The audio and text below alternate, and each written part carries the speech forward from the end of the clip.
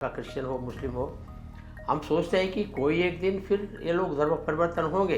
बड़ा आंदोलन चला, गोलियां चली, हज़ारों सैकड़ों कार्यकर्ता उसमें पुलिस फायरिंग में दिन का देहांत हुआ। पूरा बैरिकेड्स को, पुलिस बैरिकेड्स को ब्रेक डाउन करके उसको ध्वंस करते हुए पूरा हनुमान गढ़ी तक चले गए थे। ये अपना हिंदुओं का और राम का बर्थ प्लेस है, उसको हम अच्छा नया भव्य मंदिर बनाएंगे। यही आंदोलन। जय श्री राम यदि हम कहें तो हमारा राजनीतिक लाभ समाज हमको देगा, तो ये समाज की अपना एक बीजेपी के ऊपर अपना प्रेम है।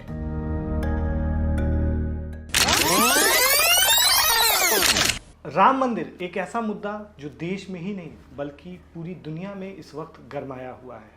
22 तारीख को राम मंदिर का उद्घाटन किया जाएगा। पीएम मोदी इसका उद्घाटन करेंगे और मुख्य यजमान के रूप में रहेंगे। लेकिन इन सब के बीच पे इस पर सियासत भी खूब की जा रही है। विपक्ष का आरोप है कि धर्म की राजनीति की जा रही है। लेकिन देखा जाए तो राम मंदिर का इतिहास भी अपने आप में अलग ही रहा है। इन्हीं सब मुद्दों पर चर्चा करने के लिए आज हमारे साथ जुड़े हुए हैं बीजेपी के नेता और आरएसएस के प्रचारक शेखर राव पिराला। चलिए इनसे बात करते हैं। सबसे पहले आपका स्वागत है आधान मीडिया में। सबसे पहला सवाल आपसे मेरा ये है कि तेलंगाना के लोग इसको किस तरीके से देख रहे हैं। चूँकि आप तेलंगाना से बिलोंग करते हैं, तो राम मंदिर का उद्घाटन किया जा रहा है, तो इस पे तेलंगाना के लोग इसको कैसे उत्साह मना रहे हैं, किस तरह से इसको देख रहे हैं?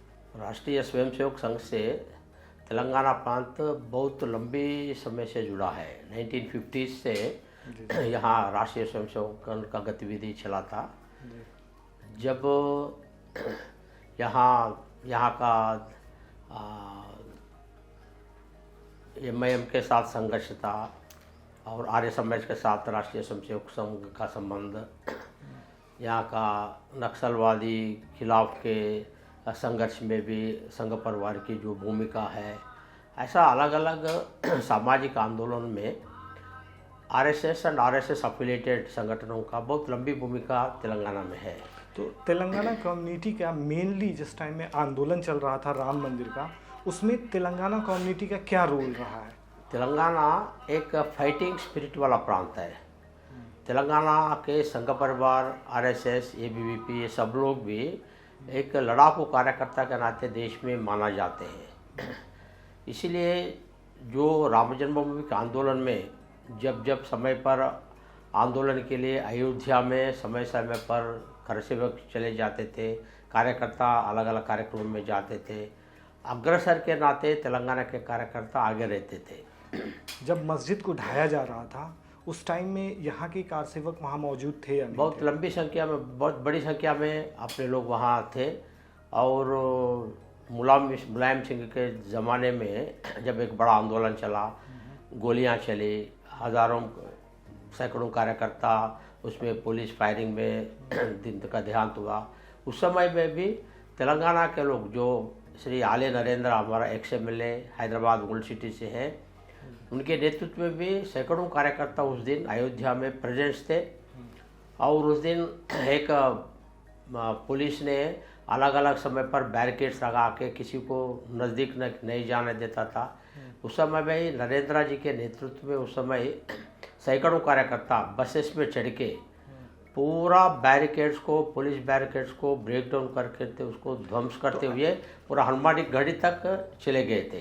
अच्छा। उस दिन कई लोगों का लाठीचार्ज हुआ, अरेस्ट हुआ, कई लोगों का फायरिंग में देहांत हुआ, बट हनुमान गढ़ी तक पूरा तोड़फोड़ करके वहाँ तक जाना, ये तेलंगाना के कार्यकर्ताओं का नेतृत्व उसमें अधिक था उस दिन। लेकिन इसमें कनेक्ट कैसे कर पाए थे इतने सारे लोग? उस टाइम में क्या सोच करके गए थे, मतलब उनके मन में क्या चल रहा था उस वक्त?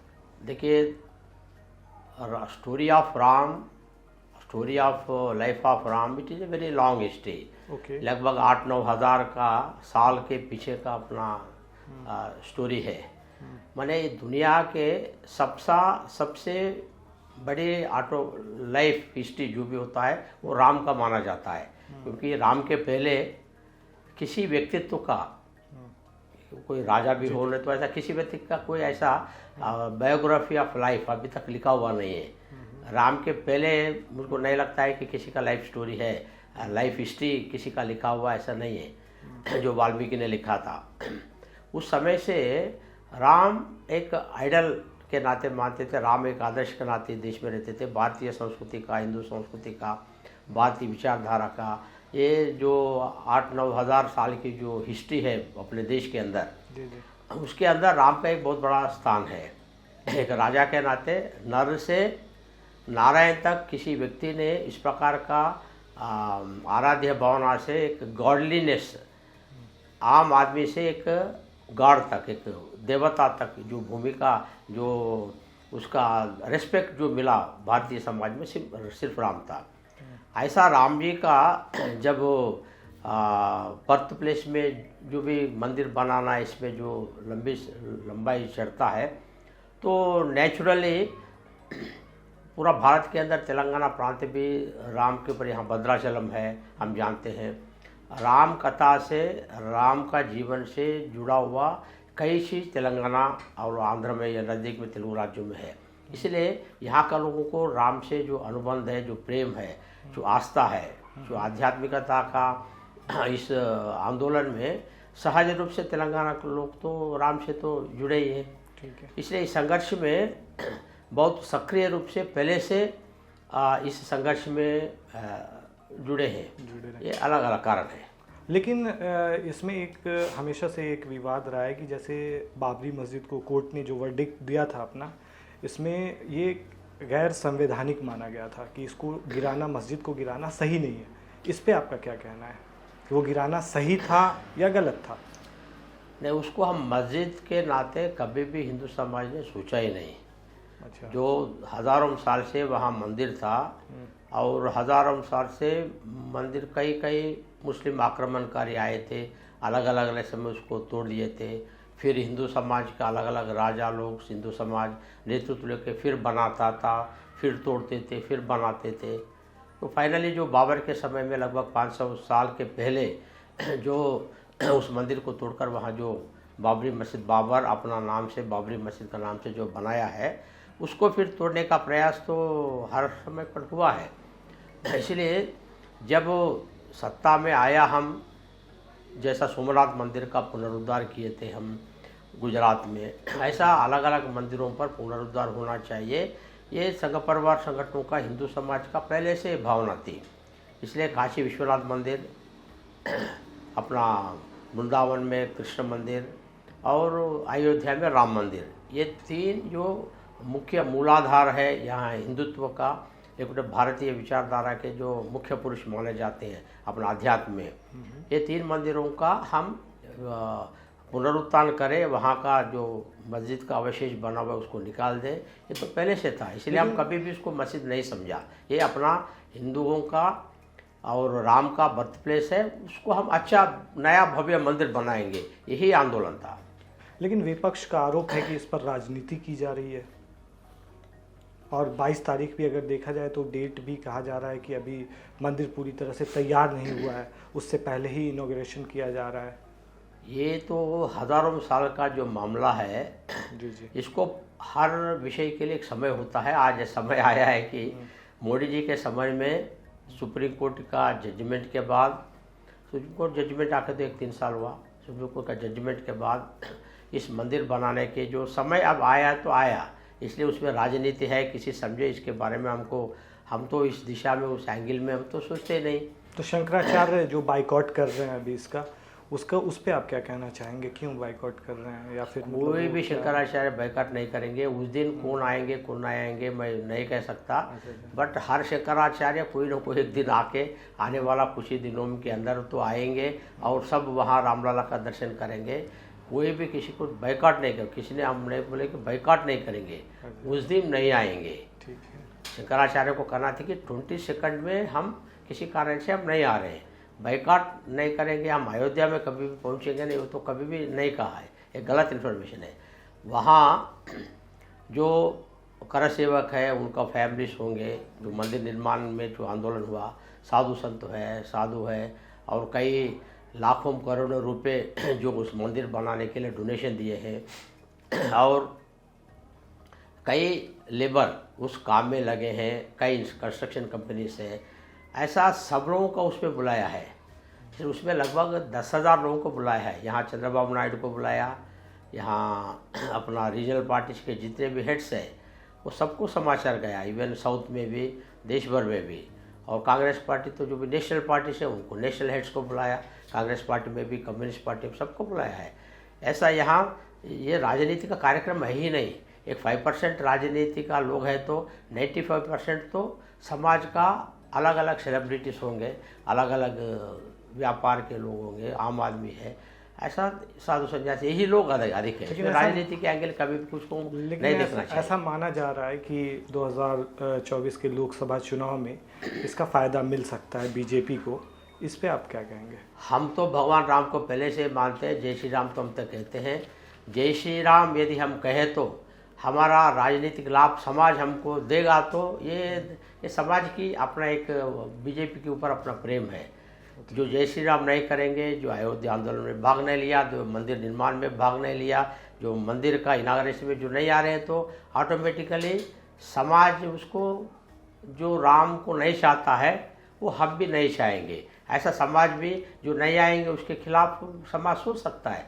इसमें राजनीति का विषय नहीं, ये आस्था और विश्वास का विषय के नाते ही इसको हमको देखना चाहिए। चूँकि आपने नॉर्थ ईस्ट में बहुत लंबा समय बिताया है, तो आपको क्या लगता है कि साउथ इंडिया की जो पॉलिटिक्स है और नॉर्थ इंडिया की जो पॉलिटिक्स है उसमें क्या डिफरेंस है? राजनीति तो सब जगह एक ही होता है।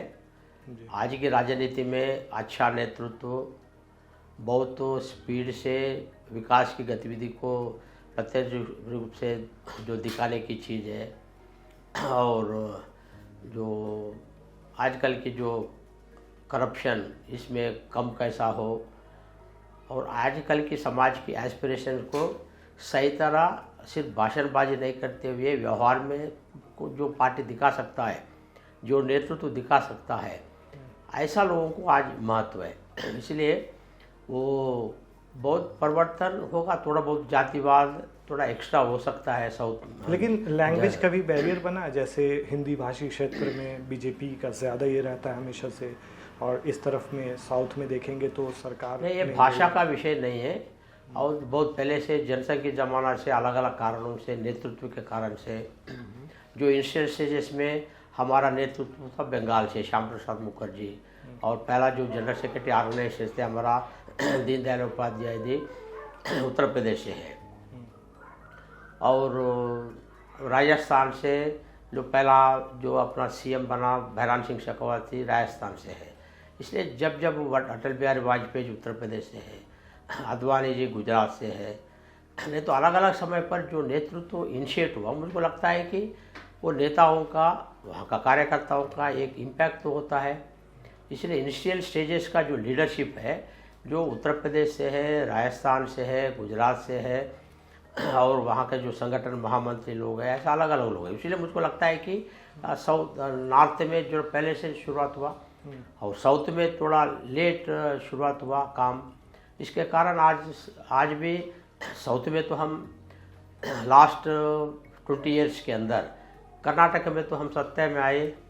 एक समय में हम तो अलायंस गवर्नमेंट में, आंध्र तेलंगाना के यूनाइटेड था, हम तेलुगु देशम के साथ अलायंस गवर्नमेंट्स में हम थे। यहाँ भी अलायंस गवर्नमेंट में भी हम कर्नाटक में, इवन तमिलनाडु में भी एआईडीएम के साथ, डीएमके के साथ अलायंस गवर्नमेंट बीजेपी ने फॉर्म किया है। हमारा भी एमपीज थे, हमारा भी मिनिस्टर थे। Except Kerala, we are having alliance government in all the southern states. लेकिन तो देखा जाए तो कांग्रेस साउथ में ज़्यादा अच्छा प्रदर्शन कर रही है। अभी देखा जाए तो यहाँ कर्नाटक का इलेक्शन ले लीजिए या फिर यहाँ का तेलंगाना का ले लीजिए, तो यहाँ पे क्या बीजेपी का लूप होल क्या है? कांग्रेस से भी बीजेपी का एमपीज का संख्या अधिक है साउथ में। ये कई लोगों को समझ में नहीं आता, यहाँ कहाँ है। ये तो केरल में कांग्रेस नहीं है, तमिलनाडु में कांग्रेस नहीं है, आंध्र प्रदेश में कांग्रेस नहीं है, और हम तो कल तक तो कर्नाटक में भी हम था, अभी आज वो आया है, और यहाँ भी आया। यहाँ तो उनका 3 एमपी है तो हमारा 4 एमपी है तेलंगाना में। अब नेक्स्ट अभी 2024 इलेक्शंस में हमारा 8-9 तक हमारा एमपी जाएगा, कांग्रेस का तो मुझको लगता है कि 3-4 में रुकेगा कांग्रेस। अच्छा, इस चीज़ 2024 में भी से जिस तरीके से आपने देखा होगा यूपी में एक चेहरा है बीजेपी का योगी, या फिर एमपी में देखा जाए तो शिवराज, या राजस्थान में देखा जाए तो मतलब एक चेहरा है उनके पास। तेलंगाना में कौन सा चेहरा है बीजेपी का? देखिए, तेलंगाना में चेहरा माने संगठन के माध्यम से जब आगे बढ़ेंगे तो यहाँ चेहरा तो बहुत है ना, अपने पास अच्छे अच्छे चेहरा तो है यहाँ। बट जब सत्ता में आए तो उस समय जो मुख्यमंत्री बना तो बड़ा चेहरा बन जाता है। रेवंत रेड्डी जी कहाँ का बड़ा चेहरा है, आज मुख्यमंत्री बना तो बड़ा चेहरा है। इसलिए हम भी हमारा केंद्र मंत्री किशन रेड्डी जी है, एक बड़ा चेहरा है। नहीं तो हमारा पार्लियामेंट्री बोर्ड मेंबर है लक्ष्मण जी, एक बड़ा चेहरा है। ईटेल राजेंद्र फॉर्मर मिनिस्टर एक बड़ा चेहरा है। बंडी संजय भी थोड़ा अपना विकास का थोड़ा तो इमेज तो डेवलप कर लिया स्टेट प्रेसिडेंट होने के बाद। उनको लगता है कि चेहरा एक बहुत बड़ा विषय नहीं है, एक बार सत्ता में आते हैं तो सामने जिसको हम लगाते हैं वो चेहरा बने। भजन लाल शर्मा जी आज मुख्यमंत्री, बड़ा चेहरा हो गया। कल तक क्या था, वो राजस्थान में कार्यकर्ता था, एक जनरल सेक्रेटरी था नॉर्मल। तो लोकसभा इलेक्शन में आप क्या देख रहे हैं कि बीजेपी को इस बार कितने वोट आएंगे, कितने सीटें आएंगी? तेलंगाना में बीजेपी का अपने आप उभरने का समय अभी शुरुआत हुआ है। पहला बार हम 8 एमएलए जीत के 14% वोट शेयर हमारा असेंबली इलेक्शंस में हुआ। जनरली असेंबली इलेक्शंस में हमारा डबल डिजिट कभी नहीं होता था। पहला बार हमको 14% वोट हमको मिला। जनरली ट्रिपल वोट आता है असेंबली इलेक्शन समय में। यदि हमको 1000 वोट आए तो लोकसभा इलेक्शन में 3000 आता है। तेलंगाना में कई बार ऐसा हुआ है। मुझको लगता है कि जैसा हमारा अमित शाह जी ने कहा, और अबव नियर टू 40%, 35 से अधिक परसेंटेज हम इस बार हमको मौका मिलेगा। क्योंकि कांग्रेस को जितने वोट पड़ा उसमें मिनिमम 25 to 30% हम कांग्रेस से आएगा हमको लोकसभा इलेक्शन में। कांग्रेस के को जितने वोट्स पड़ा था असेंबली में उसमें 30% हम खींचेंगे कांग्रेस से। टीआरएस को जितना वोट पड़ा असेंबली इलेक्शन में उसमें 75% हमको आएगा, उनका 25% बचेगा। हमारा 14% से मुझको लगता है कि हम 35-40% तक जाएंगे। अराउंड 10 नंबर ही में 6 डबल डिजिट में तेलंगाना में एमपी सीट आए, इस प्रकार हमारा जो प्रयास है। आज आदिलाबाद, निज़ामाबाद, करीमनगर, मेदक, हैदराबाद और रंगारेड्डी एंड महबूबनगर, जो आदिलाबाद टू महबूबनगर की जो बेल्ट है इसमें पूरा स्वीप करेंगे। पूरा बीजेपी ही जीतेगा। वो शेड्यूल कास्ट सीट हो, नहीं तो कोई जनरल सीट हो, कोई भी सीट हो बीजेपी जीतेगा। इस प्रकार माहौल ऑलरेडी बन गया है। तेलंगाना समाज भी बीजेपी के फेवरेबल में है लोकसभा इलेक्शन में। ये साफ सीधा हमको जब असेंबली इलेक्शन के समय भी कई लोगों से हम चर्चा किया, उस समय भी उनका भूमिका ऐसा रहा। हमारा ही कुछ गलतियों के कारण असेंबली के अंदर जितना हमको रिजल्ट आना चाहिए उस आया नहीं, उसको हम सुधार लेंगे। इन सब चीज़ों से हटकर देखा जाए तो आप आरएसएस से कब से जुड़े हुए हैं, कब से आपका जुड़ाव रहा है? मैं तो बचपन से हूँ। मैं from 73 onwards when I was in 5th class, मेरा 5वीं कक्षा से मैं संघ से जुड़ा हूँ। तब से तक अभी तक एक स्वयंसेवक हूँ मैं। क्या सबसे अच्छा लगा आपको आरएसएस में? आप इतने दिनों से हैं, सबसे अच्छी चीज़ क्या लगती है आरएसएस की? देखो, कोई भी व्यक्ति के जीवन में अपना जीवन लक्ष्य का एक स्पष्टता आरएसएस देती है। What is your aim, what is your aims and objectives of your life. आदमी तो थोड़ा परिवार तक सीमित रहना उनका विचार। कोई कमाई किए 1000 है तो एक 50,000 1 लाख का कमाई का कोई जॉब ले लें, कोई अच्छा बिजनेस करो। It is a limited objectives. कोई आदमी को उतना आनंद का विषय नहीं है। परिवार छोटा है, अपना भूमिका और अपना कमाई छोटा विषय है। बट जो आदमी के जीवन में एक बड़ा लक्ष्य रहता है, देश क्या है, समाज क्या है, समाज में मेरा भूमिका क्या है, समाज के अंदर अलग अलग चैलेंज क्या होते हैं, देश विजन सोच से अपना देश के लिए भी क्या चैलेंज होता है, अलग अलग नेतृत्व कैसे है, अलग अलग सामाजिक कार्य अलग अलग लोग कैसे करते रहते हैं, कई महापुरुषों की समाज के निर्माण में उनका भूमिका क्या है, और जीवन माने परिवार और कमाई, इसको ऊपर उठकर भी जीवन ऐसा कुछ होता है क्या, ऐसा लक्ष्य रख सकते हैं क्या, क्यों रखना चाहिए, ऐसा कई विषयों में आरएसएस एक विजन देती है, एक आइडिया देती है, एक अपना भविष्य के बारे में, अपना कार्य के बारे में, अपना हर दिन अपने मेरा भूमिका के बारे में एक क्लैरिटी, आरएसएस एक विजन फॉर फ्यूचर, अपना जीवन का लक्ष्य के बारे में आरएसएस एक अच्छा क्लैरिटी देती है। अच्छा, एक क्वेश्चन ये हमेशा से रहा है, क्या मुस्लिम्स आरएसएस में शामिल हो सकते हैं क्या? आरएसएस ने स्पष्ट से पहले से कहा, भारत के अंदर जो भी है वो भारतीय है। Okay. Bharat that is Hindustan, माने हिंदुस्तान ही भारत का नाम है, भारत ही हिंदुस्तान का नाम है। जैसा भारत के अंदर जैसा भारतीय रहते हैं, हिंदुस्तान के अंदर हिंदू रहते हैं। आप जो भी गल्फ़ कंट्रीज़ के अंदर हो, नहीं तो अपना हैदराबाद के ओवैसी जैसा आदमी अकबरुद्दीन जो भी बात करते हैं ना, वो बार बार हिंदुस्तान हिंदुस्तान शब्द उपयोग करते हैं। वो भारत इंडिया का शब्द बहुत कम उपयोग करते हैं, उर्दू लिटरेचर में भी, अरब लिटरेचर में भी, क्योंकि ये पुराना नाम अपना देश का हिंदुस्तान है। इसलिए जैसा अमेरिका में अमेरिकन रहते हैं, चाइना में चाइनीस रहते हैं, ब्रिटेन में ब्रिटिशर्स रहते हैं, रशिया में रशियंस रहते हैं, हिंदुस्तान में हिंदूस रहते हैं। तो हिंदू दो शब्द है, we think it as a cultural word, it is not a religious word. लेकिन देखा जाए तो आप भारत कहें या इंडिया कहें या फिर हिंदुस्तान कहें, सब सेम ही है सब चीज़ें। लेकिन सबसे बड़ा जो सवाल हमेशा से आप बात कर रहे हैं, ओवैसी की बात कर रहे हैं, तो एक टी राजा हैं, वो भी तो इसी टाइप का भाषण देते हैं। नहीं, इसीलिए हिंदू दो शब्द है ना, वो नेशनलिटी के अंदर आता है, it is not a religious.